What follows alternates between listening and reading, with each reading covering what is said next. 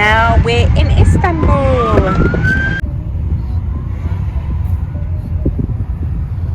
So we've arrived. This is our Airbnb. There's one room there. Oh, where's the light for this? Oh, here. Ta-da! The living room. It's very nice. Very, very big. And another room here. And the funny thing about this room is, so there's a blind here, but behind it is a fake window. There's me, hello. And let's see, what can we see from, oh, I guess it's just the busy road.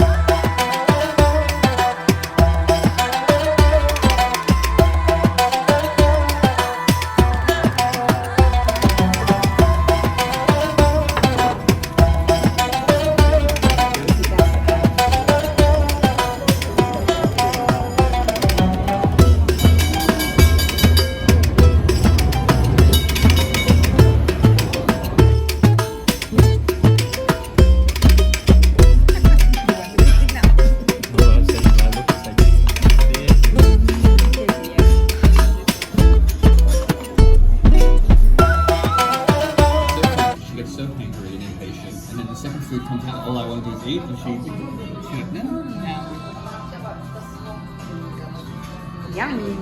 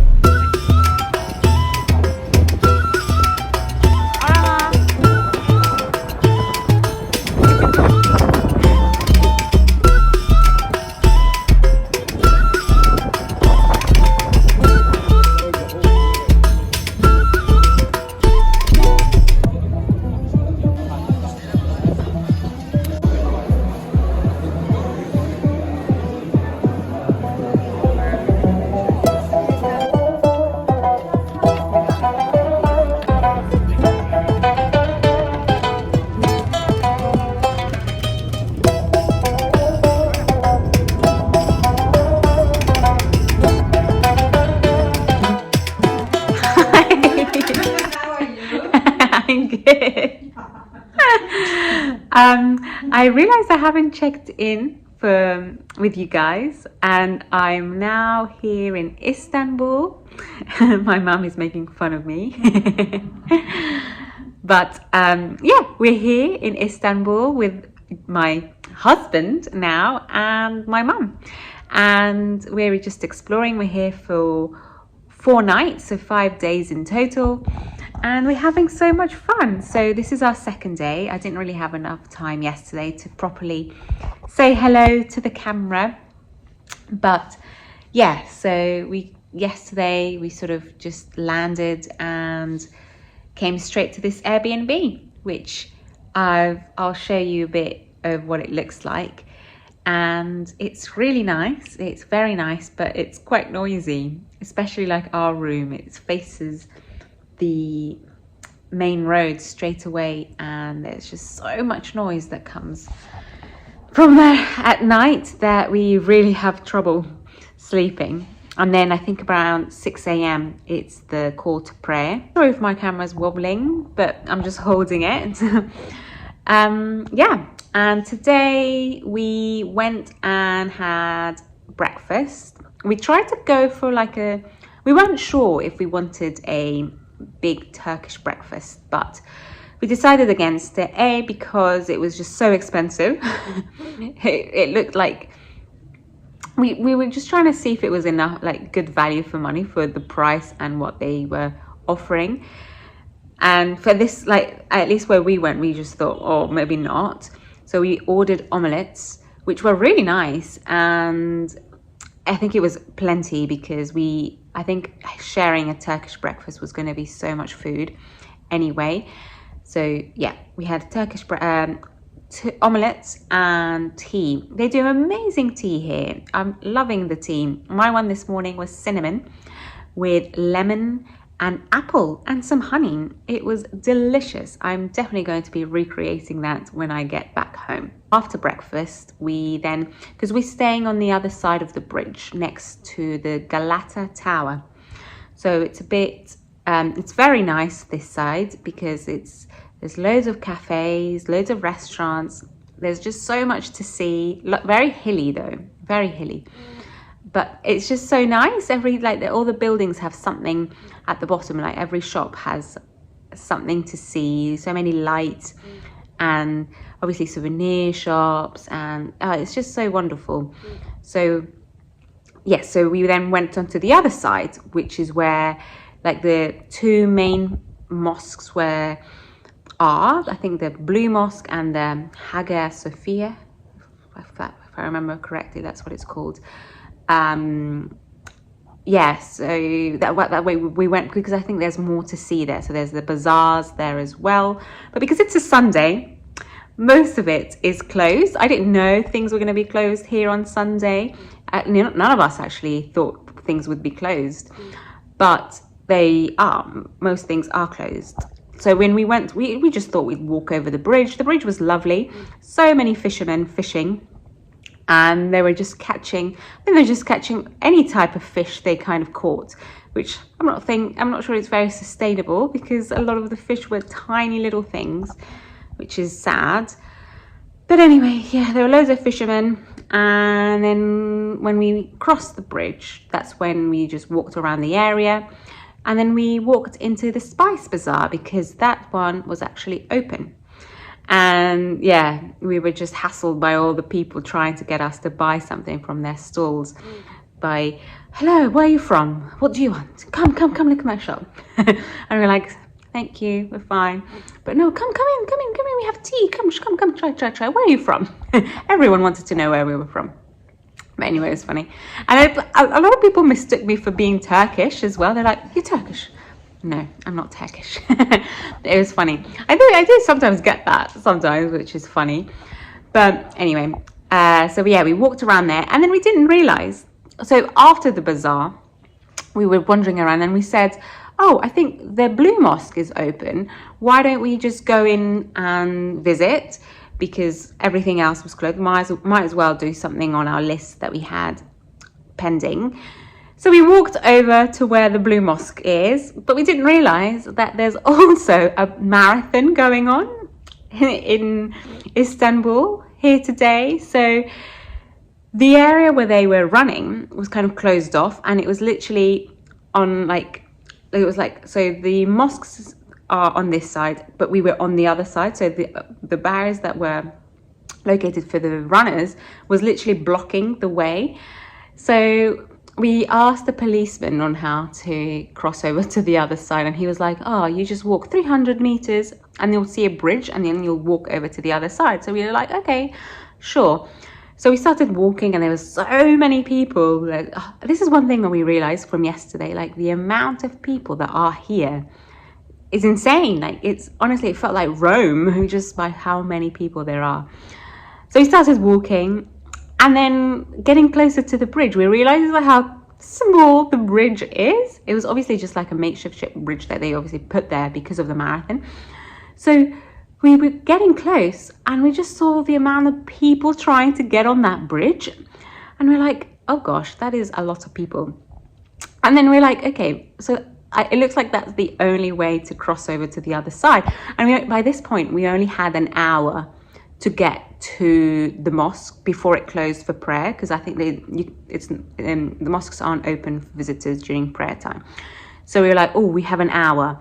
So by the time we got to the bridge, it was probably around, we had about 40 minutes left. And then we looked to our left and we saw the queue to get on the bridge and cross to the other side. Like, the bridge itself was an attraction, a tourist attraction, because it was impossible to get over to the other side. So we just said, you know what, let's not bother, because by the time we cross over, which is going to probably take half an hour, to then walk all the way back to where the Blue Mosque is, we weren't going to make it in time. And then I think prayer was about 90 minutes. So we were like, no chance for today. So we decided against this. So we didn't cross the bridge. We just carried on walking. And where did we go? We went through, was it the Spice Bazaar when we went through there? No, yeah, it was there. Mm-hmm. So yeah, I think we went to the Spice Bazaar afterwards. No, that was before we went to the Blue Mosque. No, afterwards we just walked around. We got ourselves some simits, which is the local bread with sesame seeds. Very nice. I got a corn on the cob. That's right. I got that. I ate that, which was nice. And then, yeah, we walked back and then we decided to come back to the Airbnb, which is where we are now.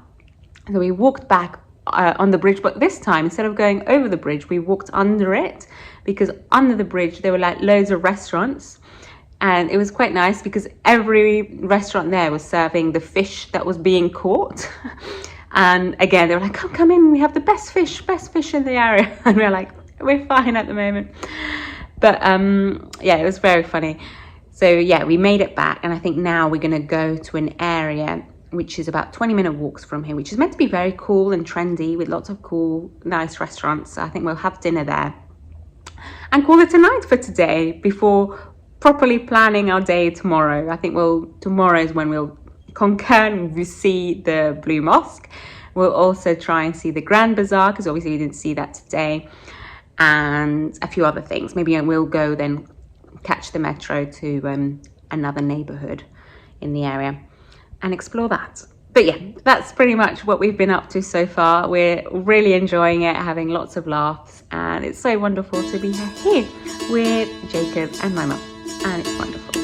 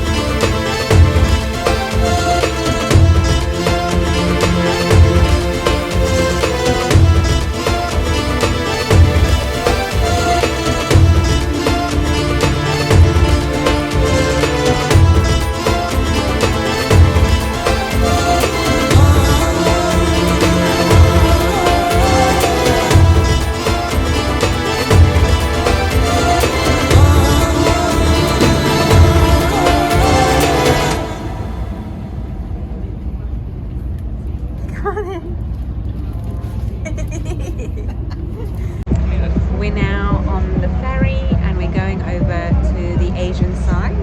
What is it called? Kadikoi, which will be fun.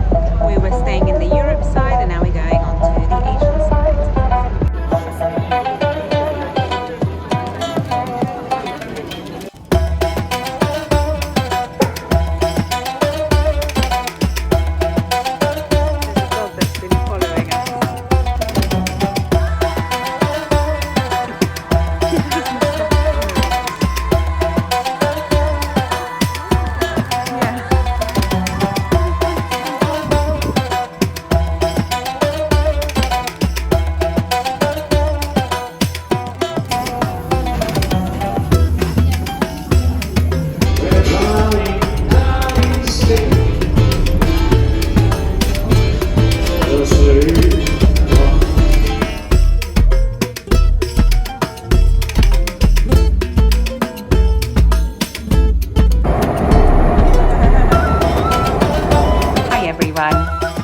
So before I wrap this video, I just wanted to share some of the things I wish I knew before I made the trip to Istanbul. There's actually a lot of videos out there already that mention all of the things I wish I knew before I traveled to X, Y, and Z. And there are a few for Istanbul, which I did watch.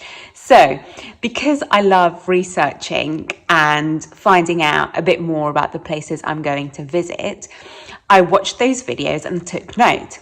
However, there were some other things that I learnt on my trip and that actually were quite contradictory to the things the people, these vloggers all mentioned in their videos to what I experienced. So I therefore wanted to make my own version of the things I wish I knew before going to Istanbul. So number one was simply how expensive Istanbul really is. I really wasn't expecting it to be so incredibly expensive, more so than London. It's honestly a shock to us all. There was one point actually when we went to grab a coffee, and I'm not joking when I tell you that this coffee cost us the equivalent of £5. One little regular latte was £5. And honestly, it was just a complete rip-off. I mean, the area where we were staying was obviously very touristy. It was just by the Galata Tower. Literally, we opened the window and the Galata Tower was right there, as you could have seen from the video. Things there are just incredibly overpriced. Obviously, when we went out for mainly food, because this is where there was a division of what things actually were expensive and what things were not. So food-wise, food and drink, extremely expensive. So again, that's when I said it was more expensive than London. Breakfasts, for when we had the omelette, for example, I think it was probably the equivalent of, I say, £15 each for an omelette. Do be aware that when you go to Istanbul and try to eat out, do your research and find out the best places. And then so number two was that the Asian side, actually, Kadikoi, is a lot cheaper than the European side, just over the bridge and across the river. I don't know what it is and I don't know why, but I think it's possibly because obviously a lot of the it's a more residential area. It's where people actually live. So a lot of the places there is going to be true to the cost and true to the price that you're paying.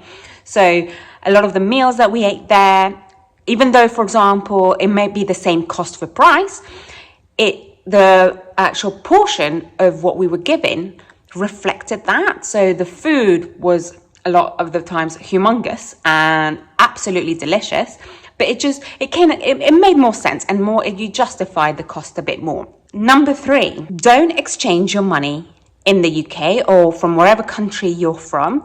Wait till you exchange your money in the country, in Istanbul. So luckily, this is actually one thing we did do, but not because I heard anyone mention it, actually. We found a really good one in the Grand Bazaar. So inside the Grand Bazaar, there was an exchange place there, and it was literally a fraction of, it was pretty much exactly the rate. So that's where luckily we exchanged our money in, because we were just carrying it, and we didn't actually buy anything at that point. So that's why we had our money in pounds still.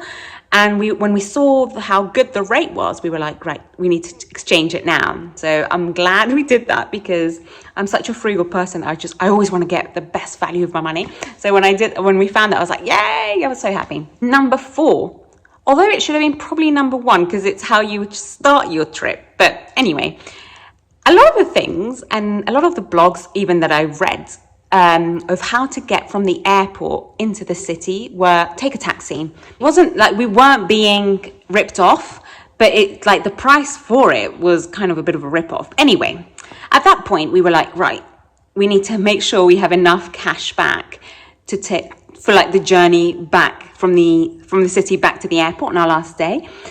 So, but we were like, let's just find out to see if there's another way to get there. Because how did we realize? I think we were on the ferry. Anyway, that's not the point. I can't remember exactly how we figured out this other option, but it was basically just taking public transport to get there. It literally only added, I think, another 20 minutes to our journey. And it was like a fraction of the price we paid for the taxi. So please take public transport. It was so easy to get to the city, well, to where we were staying, to the city centre, than the taxi. Number 5, going back to when I was talking about the bazaars and everything. All the videos that I watched and blogs that I read were like, oh, you need to haggle, and Turkish people like that. They expect you to haggle, and of course I'm very confident in trying to haggle. I have no issues with that. So when we went to the bazaar, I was like really expecting to haggle, and I was like, okay, I'm ready. I'm going to get myself a good deal. I didn't actually, to be fair, we're in the Spice Bazaar or anything, we didn't really even spend a lot of time there, because it was just everywhere in the Spice Bazaar was exactly the same. It was like a copy and paste of every shop along the whole bazaar.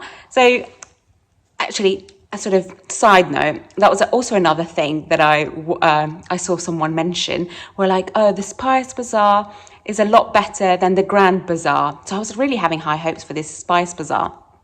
And I genuinely don't think the Spice Bazaar was that amazing. I actually really loved the Grand Bazaar. It just had a lot more to offer. It was huge.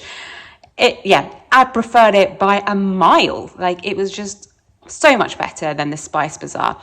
But anyway, going back to the haggling, a lot of the places, no, they literally did not haggle. Really rarely where we actually managed to find someone that wanted to haggle. I think maybe those areas, they just kind of get away with it, because they're like, oh, if you don't buy it, someone else will, because it's just touristy, all the tourists are there. So that was another thing that kind of surprised me, is with a lot of the places just didn't want to haggle. They would literally up front tell you it's a fixed price and we're not budging. And some other places they would, but they wouldn't go down a lot. So yeah, I was really surprised by that, and I think that's something that should probably be put out there, that not all the places do haggle. The final thing, I think, what point are we on? Number 6. A lot of the things in Istanbul close on Sunday. This was a real surprise to us all, because I just didn't know that they did. Be prepared for that, mainly to plan ahead if you have a day to walk around and explore on a Sunday, because a lot of the things are closed. For example, the Spice Bazaar, however, is open on Sunday, but the Grand Bazaar was closed. That's pretty much it. But just before I go, I do want to show you the things I bought. So let me just get those. Here I am. So the first thing that I'll show you is my magnet. I did find my magnet, and I tried to look for really quirky magnets that aren't obviously clear where they're from, that, for example, don't say Istanbul all across the front. So I found a pomegranate, super cute, and this will bring back all the memories of all the pomegranate juices that my mum and I had on that trip, which is lovely. The other thing I bought was another pomegranate. Look at it.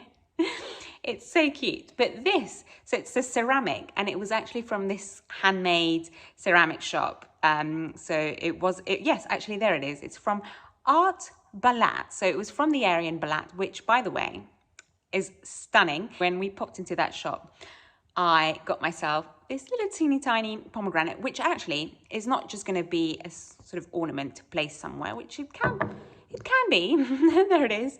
But I'm actually planning to make this into a Christmas decoration for our tree. It will be another reminder during Christmas of those delicious pomegranates of Istanbul. So I mentioned that cushion earlier of what I had my eye on, and this is it. So I absolutely love it. This actually, I did manage to bring the price for it down, but and I've got it from the Grand Bazaar, surprisingly. So although it's very touristy, there were some beautiful shops in there, and this was one of them. And when we were looking for it, actually, my mum, I wish I can show you the other one that we got, because we got two. This is for me, and my mum has the other one. I just loved that we found something so unique like that. And so, yeah, I got this. And my mum's one actually hasn't got, it's completely different to this one. It's more of like they're sort of cubes, and so a diamond shape, and it kind of goes across this way, like diagonally, and it's in different colors. I think the colors of my mum's are red because it matches the carpet that we have at home. I'll move on because I just love to talk. So the last thing that I have here to show you are, well, they're two but different. So same but different. So two towels. Is a cotton towel that cost me about £2.50. So I told you. So to compare the price of an item then to food is just beyond me. So this was £2.50, and it's so soft, and it's just lush, and I'm so happy I bought it. So it's going to be for the beach. And Jacob got himself this one, this blue one, which again is in really like amazing. They're all fantastically made. I don't know why they're so cheap, but yes, those are my things from Istanbul, and I really need to wrap this video up because I will not shut up. So I really hope you guys enjoyed this video. I hope you stay tuned for more, because I have really a lot of nice things planned for this channel, hopefully. And I just hope that you can come and join me on this journey. So anyway, I hope you have a wonderful day, and see you next time.